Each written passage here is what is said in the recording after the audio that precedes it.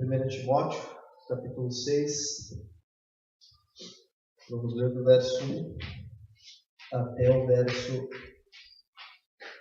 número 10, 1 Timóteo 6.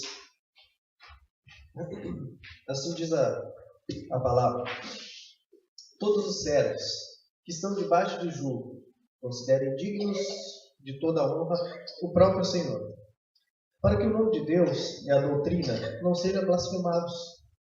Também os que têm Senhor fiel não o tratem com desrespeito, porque é irmão. Pelo contrário, trabalhe ainda mais, pois ele, que partilha do seu bom serviço, é crente e amado. Ensina e recomenda estas coisas. Verso 3. Se alguém ensina outra doutrina e não concorda com as santas palavras do nosso Senhor Jesus e com o ensino segundo a piedade, é infatuado, nada entende, mas tem mania por questões e contendas de palavras que nascem inveja, provocação, difamação, suspeitas malignas, alterações sem fim, por homens cuja mente é pervertida e privados da verdade, supondo que a piedade é fonte de lucro. De fato, grande fonte de lucro é a piedade, com o contentamento, porque nada temos trazido para o mundo, nem coisa alguma podemos levar dele, tendo sustento, e com o que nos vestir, estejamos contentes. Ora, os que querem ficar ricos caem em tentação e cilada, em muitas concupiscências incessadas e perniciosas, as quais afogam os homens na ruína e na perdição. Porque o amor do dinheiro é raiz de todos os males, e alguns, nessa cobiça, desviaram da fé, e assim mesmo se atormenta com muitas dores. 1 Timóteo, capítulo 6. Paulo começa trabalhando a ideia: senhores e servos, depois ele passa para os falsos mestres e o perigo da riqueza. É interessante que Paulo começa a trabalhar aqui. Mas antes de entrar no assunto, vamos orar a Deus para que Deus ilumine nosso entendimento, para que a gente venha entender completamente o texto e que Deus possa iluminar o nosso entendimento a ponto de nós vermos com clareza o que está escrito, né? Pai Santo, eu te louvo mais uma vez nesse domingo pela manhã, estarmos reunidos na tua presença, Pai, que tu venha falar aos nossos corações, Pai, que tu venha nos levar a um entendimento puro e cristalino da tua palavra. Ajuda-nos a entender estas coisas. Por nós mesmos nós temos um entendimento limitado e muitas vezes, Pai, ele é torto, ele é confuso e não reflete o verdadeiro ensino da tua palavra. Por isso, ajuda-nos, Pai, molda-nos, carrega-nos e nos instrui-nos na tua palavra. É isso que nós te pedimos e te agradecemos no nome do Senhor e Salvador Jesus Cristo. Amém. Paulo começa agora as instruções do capítulo 6, é uma instrução um pouco interessante. Ele começa a falar: todos os servos. Era muito comum naquela época existir cristão. Esse cristão tinha um senhor, e esse senhor poderia ser um cristão. E o que pode acontecer? Por a gente vamos trazer para os dias modernos, por a gente ter um chefe que é cristão, muitas vezes a gente tira o pé do serviço. Muitas vezes a gente não dá muita bola porque é falado, a gente leva às vezes, vamos deixar assim, e não se empenha no serviço na forma como deve desempenhar. E a Bíblia ensina que a gente não só deve, como tem que trabalhar lá fora, seja com o chefe cristão ou não, da mesma forma, como se estivesse se portando na igreja, para que o nome de Deus não seja blasfemado. E essa doutrina, é isso que o apóstolo Paulo vai dizer. Paulo começa: todos os servos que estão debaixo de julgo considerem dignos de toda honra o próprio Senhor. Paulo está dizendo: os servos que estão debaixo de julgo ou de servidão, os escravos que estão debaixo de um senhor, tá? Considerem os patrões, os senhores, dignos de toda honra o próprio Senhor. Que vocês honrem os seus patrões, que vocês honrem o seu Senhor, que vocês deem a ele o devido respeito como patrão, e não só como patrão, para que o nome de Deus e a doutrina não seja blasfemada. Muitas vezes nós somos cristãos dentro da igreja, a gente lá fora, a gente não é cristão. E é muito comum É muito comum isso, as pessoas olharem para ti, não sabia que tu era cristão. Porque tu fala igual, tu age igual, tu tem um temperamento muito igual com o das outras pessoas. Não há uma diferenciação. Não é que tu tem que ser ultra mega santo, aquele que fica numa redoma de vidro. Eu sou super santo, não falo isso, não falo aquilo, não vejo isso, não faço aquilo. Não. O portar deve ser diferente. A forma como tu fala, tu tem que dar bom testemunho, tu tem que, no serviço, também pregar o Evangelho. Poderia estar ocorrendo isso na igreja de Éfeso. E Paulo está instruindo os servos, olha, vocês que estão debaixo de servidão, vocês honrem os seus senhores. Honrem. Isso aqui não é um conselho de Paulo, é um mandamento, tá? Paulo está ensinando, Paulo está instruindo o pessoal, para que o nome de Deus e a doutrina não sejam blasfemados. Nesse versículo 1, Paulo não está tratando de senhores que são crentes, tá? Ele está falando dos senhores que não tinham nada a ver com a fé cristã. Mas o empregado, o escravo, melhor dizendo, era cristão. E no versículo 2, Paulo agora vai explicar. E agora tu cristão, tá?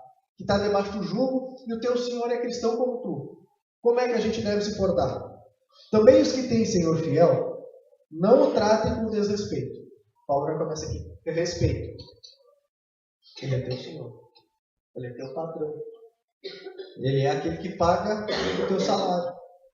Então, respeito. Não é porque é cristão que tu não vai te desempenhar o melhor papel, não vai, vamos dizer assim, se esforçar no trabalho.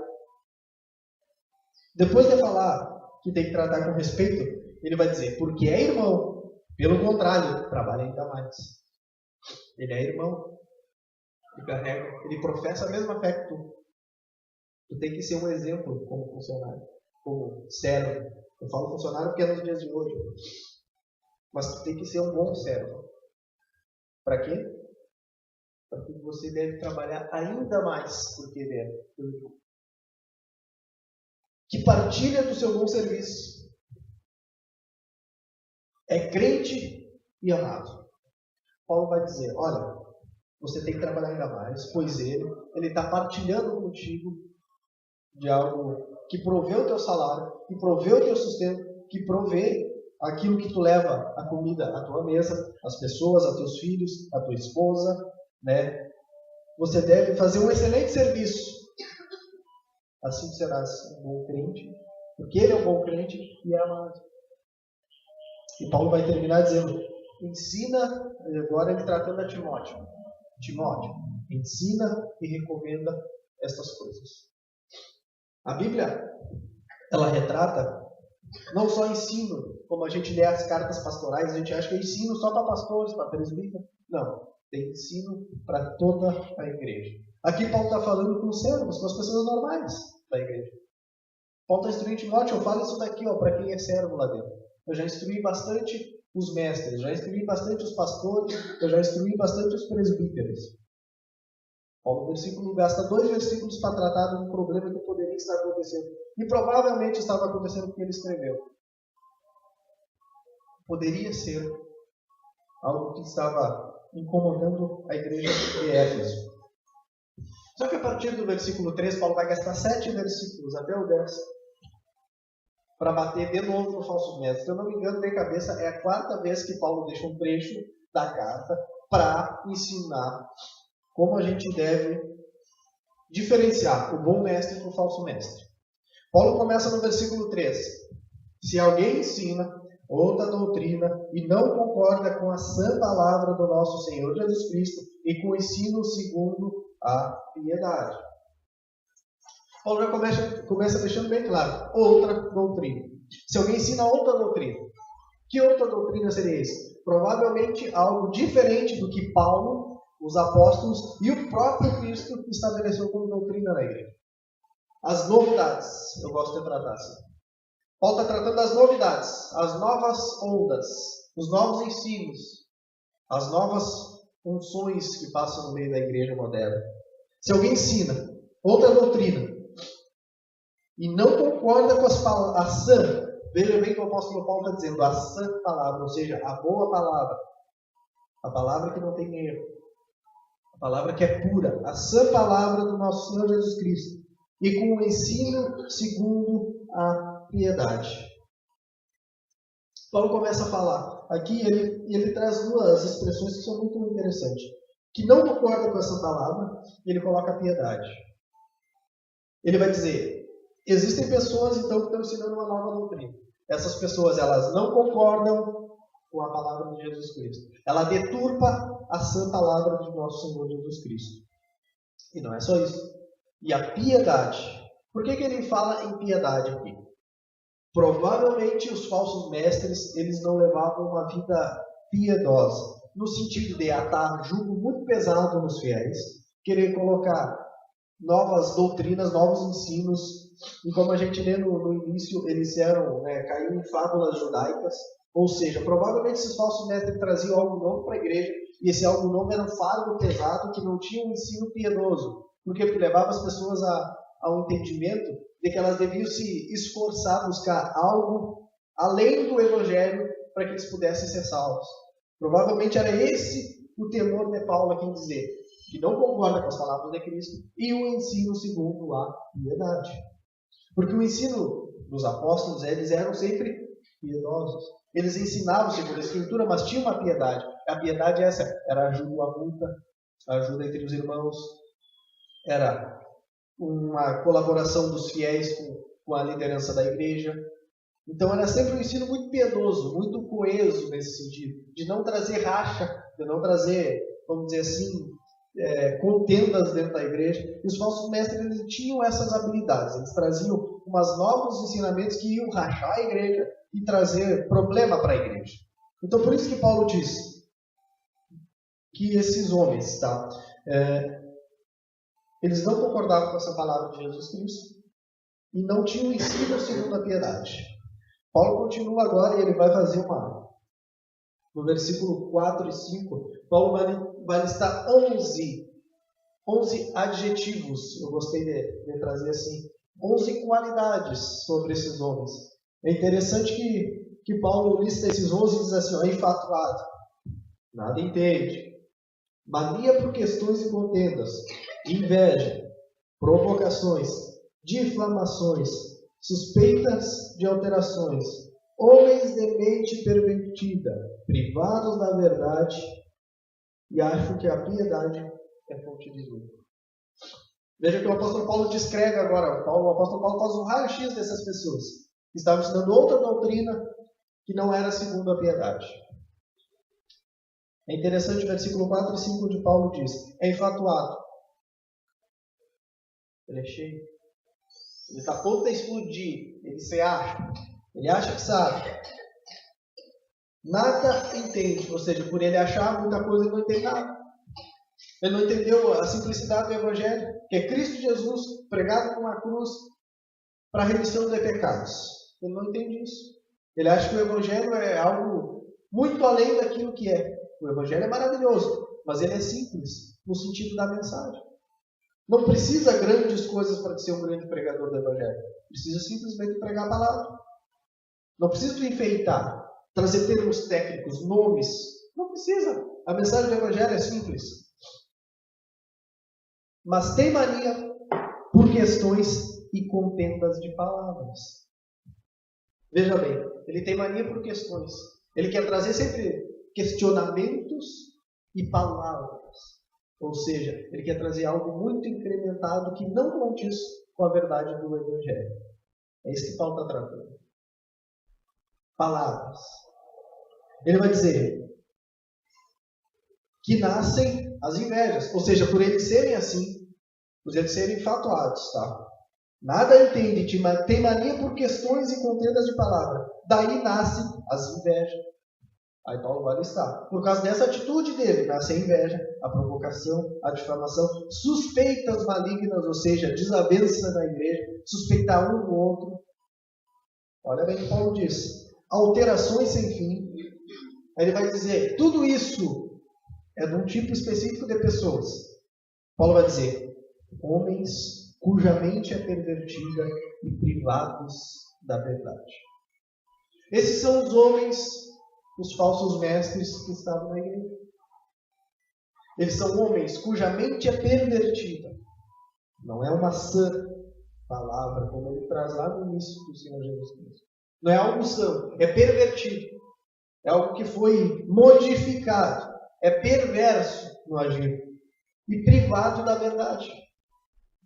E aqui Paulo vai trazer o final desses homens.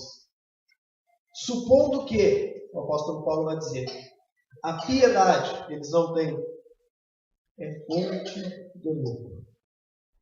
Veja que Paulo diz, eles têm uma mente privada da verdade, supondo que a piedade é fonte de lucro, ou seja, que eles vão enriquecer, vão ganhar muito dinheiro, que eles vão ficar ricos. E tem muita gente que prega o evangelho para ficar rico. É isso que Paulo está dizendo. Vejam o que esse Senhor está pregando. Vejam o que os líderes e os mestres estão pregando. Timóteo, se alguém não ensina a doutrina e não concorda com as palavras do nosso Senhor, ele é infatuado. Porque por causa dessa mania de achar dele, de trazer questões que não existem na Escritura, que são acréscimos que não precisam, eles têm a mente pervertida, privada da verdade de Cristo. Cristo é a verdade, o Evangelho de Cristo é a verdade. Nada além do que a gente coloca pode ser verdade. O próprio Cristo é a verdade. E ele supõe que a piedade é fonte de lucro. Veja que eles supõem. Supondo. Eles entendem isso. Não é algo que é a essência do Evangelho. E aqui Paulo vai tratar o que é a essência do Evangelho. No versículo 6. Onde ele diz, de fato, grande fonte de lucro é a piedade, com o contentamento. Note muito bem que traz muita informação essa frase de Paulo. Paulo vai dizer, de fato, certo. É uma frase afirmativa, ele está sentenciando algo. Grande fonte de lucro é a piedade. Mas essa piedade é com o contentamento. E o que é esse contentamento? E o que é essa fonte de lucro? Contentamento no grego, eu não tenho o nome da palavra. É uma palavra muito bonita. Autarakeia, é o nome da palavra no grego. Contentamento, então, autarakeia significa suficiência interior que nos mantém em paz. Veja o que é a fonte da piedade do Evangelho. Veja o que é essa fonte de lucro, que é a verdade, que é pregar a verdade de Jesus Cristo. Ela é uma suficiência interior que nos conduz à paz. É saber que todas as coisas cooperam para o bem daqueles que amam a Deus e são chamados segundo o seu propósito. O propósito dele não é seu, meu. É dele. Isso é o contentamento, é saber que no fim, todas as coisas vão cooperar para o bem. De quem? Daqueles que amam a Deus, do seu povo. Embora a gente passe miséria, fome, necessidade, todas as coisas vão cooperar lá no final. Saber que no último dia a gente vai estar sendo recebido pelo próprio Salvador, e ele vai abrir as portas e vai dizer, adentrai, bendito de meu Pai. Saber que lá, no fim da nossa vida, vai ter algo nos esperando que é maravilhoso, que é a eternidade com o Criador. Embora a gente passe lutas, Jesus mesmo disse, no mundo tereis aflições. Não vai achar que o mundo é um mar de maravilha. Não vai achar que o mundo é só bênção, como a gente ouve por aí em certas denominações. Agora é só vitória. É, vitória, sim. Se for vitória contra o pecado, para a santificação, até acredito. Agora, um evangelho triunfalista que só pensa em fonte de lucro, isso é errado. As pessoas que pensam assim são erradas. Paulo diz que grande fonte de lucro é a piedade, o contentamento, ou seja, a paz interior que a gente tem com Deus. Agora nós temos paz com Deus porque nós cremos no Filho. A ira de Deus se revela com aquele que não crê em Deus. Só existem dois tipos de pessoas, aquelas que estão em paz com Deus e aquelas que estão sobre a ira de Deus. É isso que o próprio Cristo diz. Aquele que não crê, a ira de Deus se mantém sobre ele. É por isso que é grande fonte de contentamento. Por isso que é um grande lucro que nós temos paz com Deus.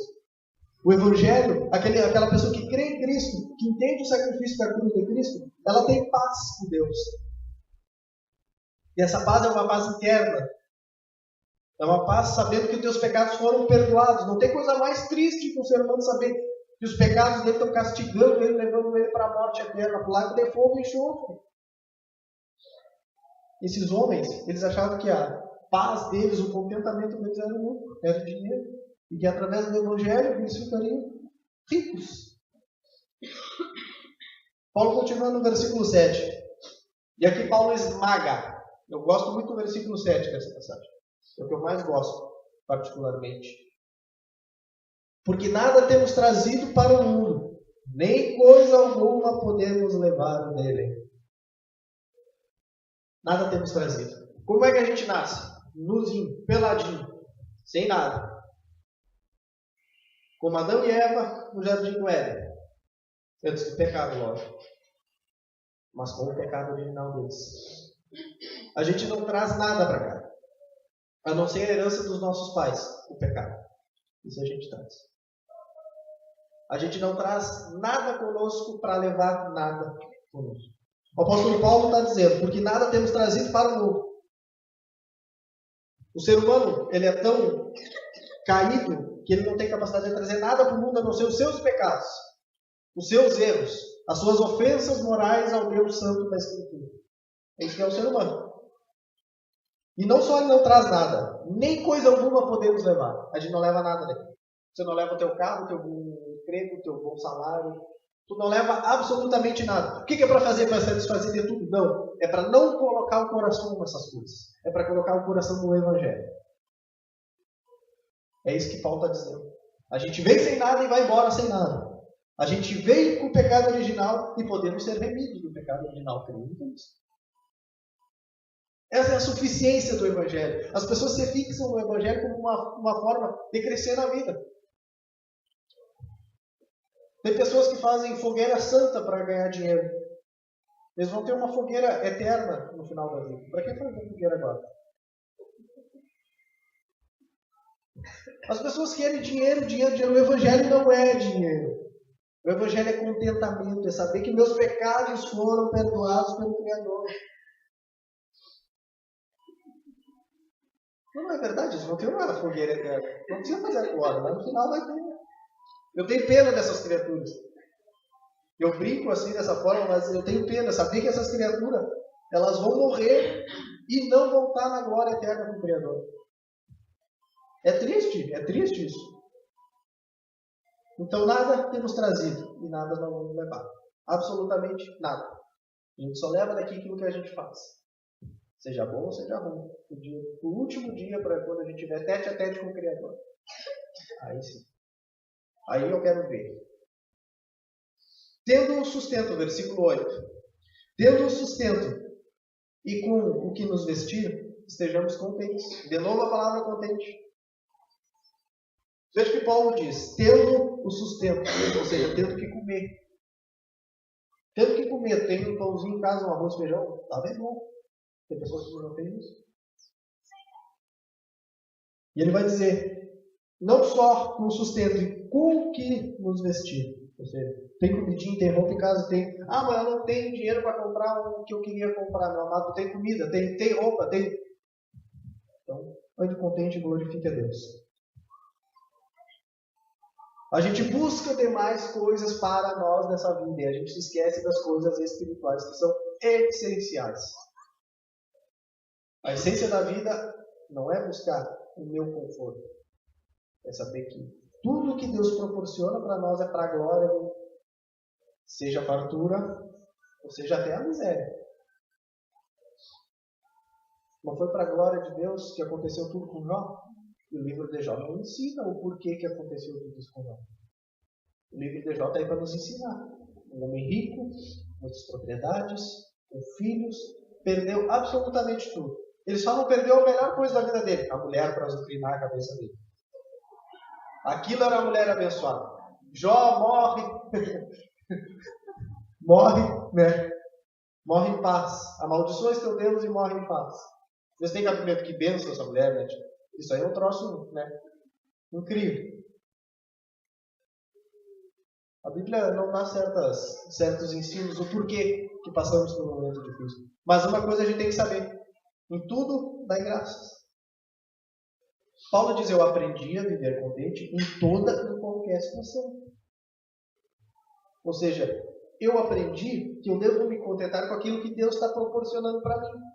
Isso não quer dizer que eu não tenho que orar e pedir coisas. Isso não quer dizer que eu não queira adquirir tais coisas. Isso quer dizer que tudo que eu faço é para a glória de Deus.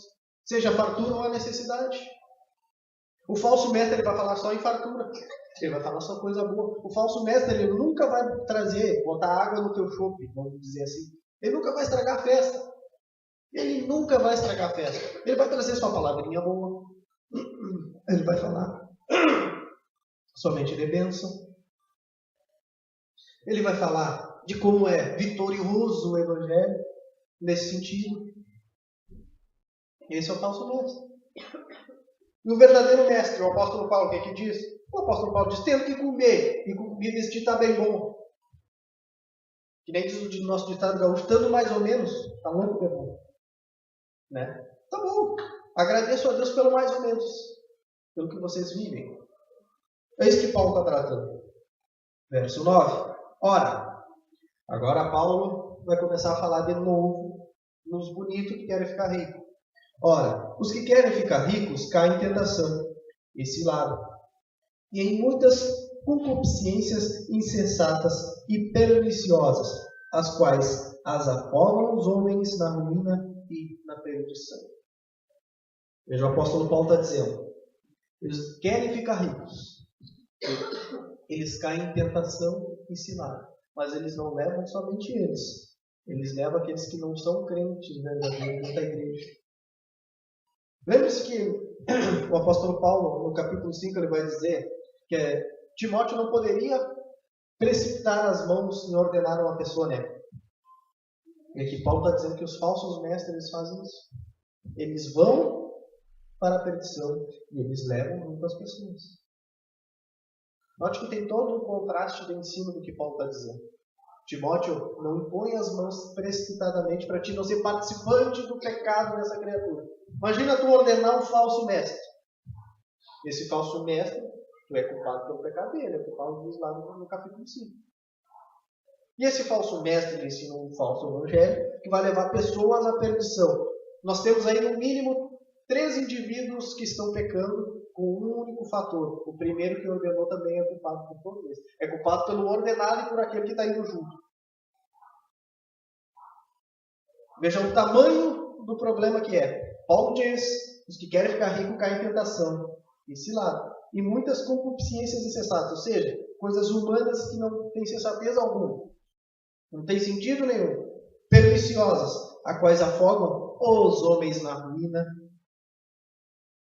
e perdição.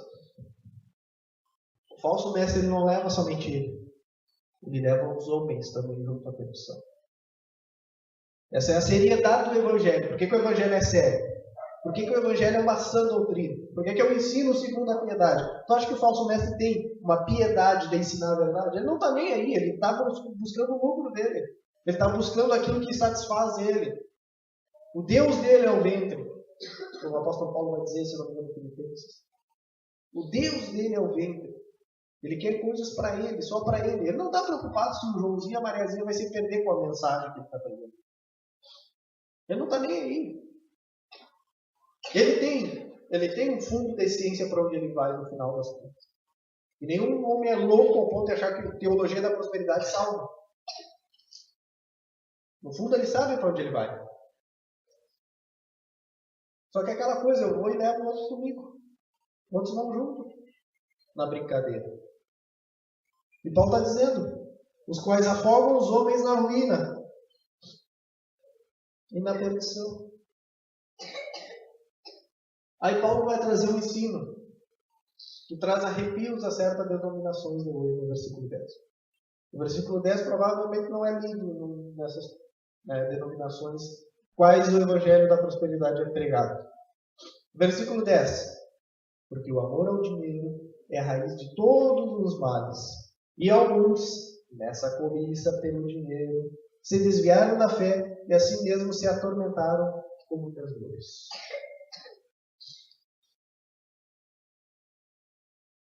O que Paulo está dizendo aqui é que o amor ao dinheiro é a raiz de todos os males. Isso significa E para esses mestres, o dinheiro estava em primeiro lugar. Deus em segundo lugar. É muito interessante, a gente pode fazer uma analogia com a história do jovem rico. O jovem rico. Preguei essa mensagem 2 semanas atrás em São Gabriel para os jovens. O jovem rico, ele chega, está lá em Marcos 10, depois que quiser ler, 17 ao 22. Ele chega para Jesus e diz: bom mestre, que farei eu para herdar a vida eterna? Jesus olha para ele, imagina Jesus com aquele olhar, calmo, manso, sereno, diz para ele: por que me chamas bom? Só há um bom, que é Deus. Jesus já quebrou ele ao meio, chamou ele de bom mestre. Estava chamando de bom mestre, então está admitindo que eu sou Deus, é isso? Só há um, que é o único Deus. É isso que Jesus está falando para ele. Aí, Jesus olha para ele: bom, o negócio é o seguinte, sabe os mandamentos? Imagina o jovem rico fazendo isso na cabeça do Senhor. Jesus olha para o jovem rico e diz: honra teu pai e tua mãe, não dá falso testemunho. Os mandamentos da lei são comuns, né, para o judeu da época. O jovem rico diz: não, isso aí eu tenho guardado desde a minha mocidade. Aí Jesus olha para ele, o ama, e esse amor está muito ligado com o amor de criatura. Jesus olha para ele: verdadeiramente esses aí tu guarda. Vou fazer o seguinte: vende tudo que tu tem, dá aos pobres, e tu terá um tesouro maior comigo no céu, se vem e me segue. O jovem olha para Jesus, se entristece, sai, vai embora porque era dono de muitas propriedades. Ele cumpria os mandamentos para com os homens, na horizontal. Na vertical ele não cumpria. Ele não amava a Deus acima do dinheiro. E aqui Paulo está fazendo a mesma analogia. Porque o amor ao dinheiro é a raiz de todos os males. Se você não tem capacidade de amar a Deus acima das coisas, daquilo que Deus proporciona, do dinheiro, da satisfação, da riqueza, seja o que for, isso aí vai te levar à perdição. O maior mandamento é o quê? Amarás o Senhor teu Deus de todo o teu coração, de toda a tua alma, com todo o teu entendimento, com todas as tuas forças. Depois, o segundo, amarás o próximo como a ti mesmo. Isso é o resumo da lei de Deus. Amar a Deus acima de todas as coisas. Se você ama o dinheiro, se você ama a si mesmo, se você tem um amor próprio maior que para com o amor com o Criador, você está errado. A gente tem um problema muito grande na teologia moderna que está entrando aos pouquinhos. O famoso amor próprio. Isso vem denegrindo aos poucos também uma nova doutrina que está chegando. Deve se amar, você deve ser filho de Deus, você se ama. Não, ame a Deus. Em primeiro lugar Ele. Depois tu pode amar o teu próximo. Depois, quem sabe, a ti mesmo. Né? Mas existem duas coisas que não podem ser sonegadas. Porque o amor ao dinheiro é a raiz de todos os males. E alguns, nessa cobiça, se desviaram da fé e assim mesmo se atormentaram. Em Mateus 12, 33, tem um texto que é muito interessante. Mateus 12, 33. Daniel, como é que eu faço para saber quem é falso e quem é verdadeiro? Bom, Paulo aqui já listou todas as características possíveis para os falsos mestres. Mateus 12, 33 diz: Jesus sendo questionado, depois dele curar um cego e um mudo, ele diz: fazei a árvore boa o seu fruto bom, a árvore má o seu fruto mau, porque pelo fruto se conhecerá a árvore. Como é que eu sei que é um evangelho falso? Porque ele não está condizente com essa doutrina. Como é que eu sei que ele é um falso mestre? Pelos frutos. O que ele faz, o que ele prega e como ele age. Jesus está dizendo: eu curei um cego, fiz um paralítico andar. Pelos frutos vocês conhecem a árvore. Pelo que é pregado, vocês conhecem o pregador. Pelo que a igreja se baseia, vocês conhecem a igreja. É isso que é o Evangelho. É isso que Paulo está querendo simplificar aqui para Timóteo. Esse é o ensino. Então, essa mensagem, o nome dela seria Falsos Mestres Amam o Dinheiro. Eu consigo tirar 3 ensinos daqui dessa passagem. 3 aplicações a gente pode fazer de 1 Timóteo, capítulo 6, do verso 1 até o 10. Tá? A primeira, devemos dar bons exemplos, até mesmo no trabalho. Paulo trata isso no versículo 2. A gente é cristão, mas não é só cristão dentro da igreja. A gente deve ser cristão também fora. E Paulo diz isso no versículo 2.